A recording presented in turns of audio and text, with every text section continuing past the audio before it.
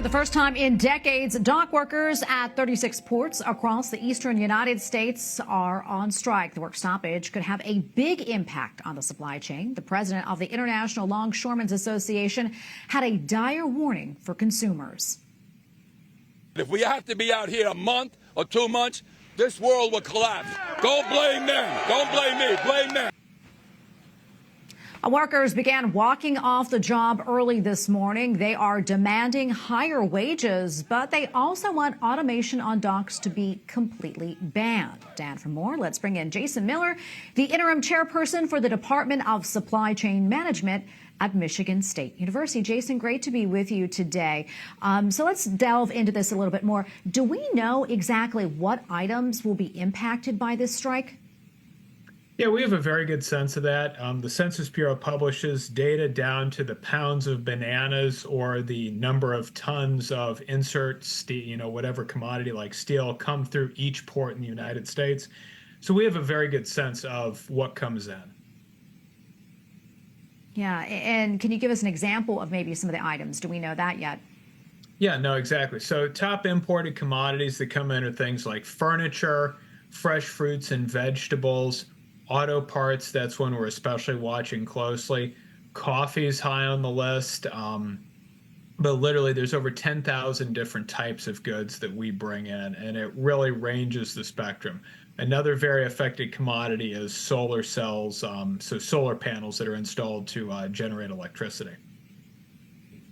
Yeah, so a variety of items, a lot of them everyday items. Can you give us a sense of how this is going to affect us, the consumers?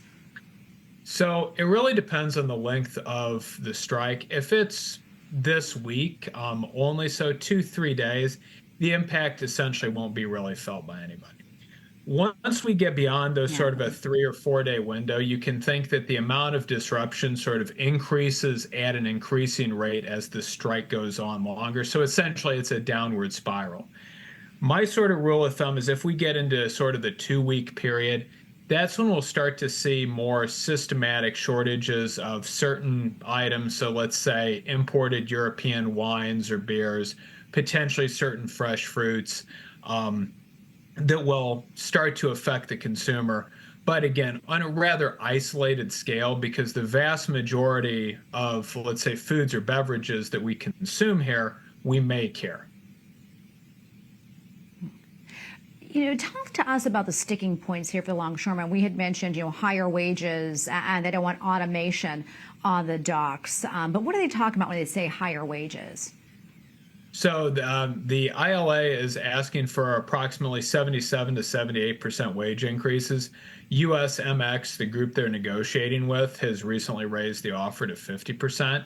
But the ILA has already rejected that, and that's a 78% increase over the next 6 years of that contract.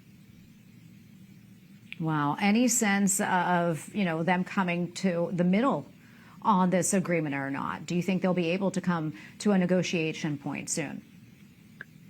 I would like to hope they come to a negotiation point soon, but I do think it'll take a little time.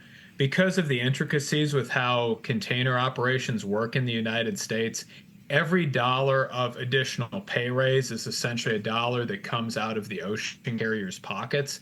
And so, them offering, 50% and having that rejected, each additional dollar essentially is reducing their profitability. And while the container operators like Maersk and Mediterranean Shipping Company did have record profits in 2021 and 2022, and also in 2024 due to the Red Sea crisis, they are, essentially these have been sort of one-off events. And so each additional dollar they're paying, that's not a dollar into their pocket. And so, right now we're at loggerheads. Also, it's important to note that the U.S. ports are very inefficient compared to the rest of the world. Of the striking ports involved, the World Bank and S&P Global rank Charleston as the most efficient, and that is the 60th position in the world. Savannah of the striking ports is the least efficient at a shocking 398th.